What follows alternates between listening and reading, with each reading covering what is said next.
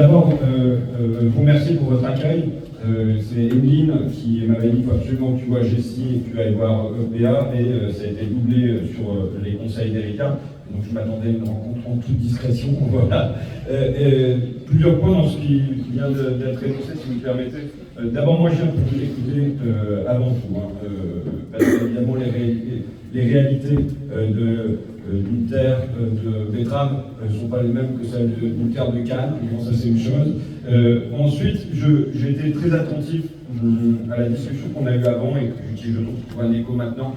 C'est-à-dire qu'à mon sens, le rôle de l'État, voire le rôle des politiques, n'est pas d'inventer la société, mais de chercher toutes les énergies qui peuvent exister dans le pays, en termes de chefs d'entreprise, en termes d'élus locaux, mais aussi en termes d'associations, pour les accompagner, les faire germer et que vous apportiez le mieux possible à la société.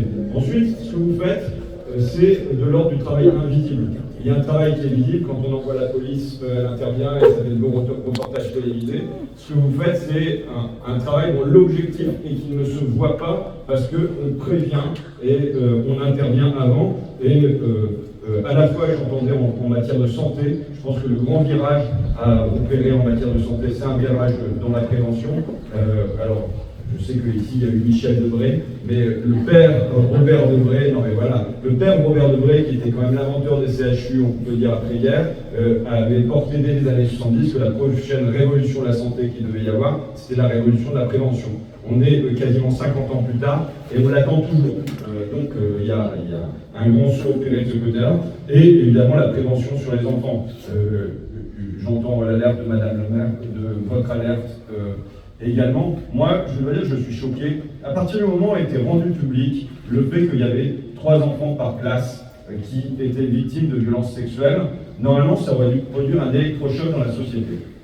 Et rien ne s'est produit, ou quasiment rien. Le mouvement MeToo, pour moi, derrière, il y a eu une vraie libération. Tout n'est pas parfait, mais il y a des choses qui se sont produites. Là, je me suis dit, au fond, avec Betaram, peut-être que ça va être à nouveau l'occasion de réveiller la société et qu'il y a un grand plan qui soit mis en œuvre sur la protection des enfants.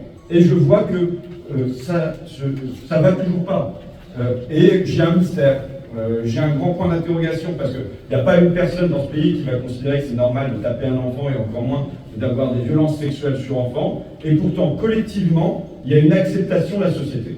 Pourquoi ? Est-ce que parce que c'est finalement le crime le plus terrifiant, qu'il est impensable et que du coup on préfère le taire et le rendre invisible? Et c'est une discussion que j'aimerais avoir avec vous sur ce contraste entre l'individu qui va absolument refuser ça et pourtant cette acceptation, cette espèce de fatalité de la société et qui fait qu'on ne peut pas entendre qu'il n'y ait pas un grand plan mis en œuvre par l'éducation nationale, de détection, d'accompagnement, mais voilà la discussion que j'aimerais avoir avec vous. Et enfin, vous dire que suite à une rencontre avec Maître Anne Bouillon, je ne sais pas si vous connaissez, mais qui est spécialiste des violences sur les femmes et sur les enfants au tribunal de Nantes, on a déposé une modification de l'ordonnance de protection pour que dans les familles où le père, il y a une forte suspicion de violence sur la femme et peut-être sur les enfants, et ben, il n'y ait pas de garde alternée, il n'y ait pas de... Est-ce qu'il y ait de l'ordre de l'évidence? Je veux dire qu'on a déposé cette proposition de loi, il me semble, ce printemps aussi. Voilà.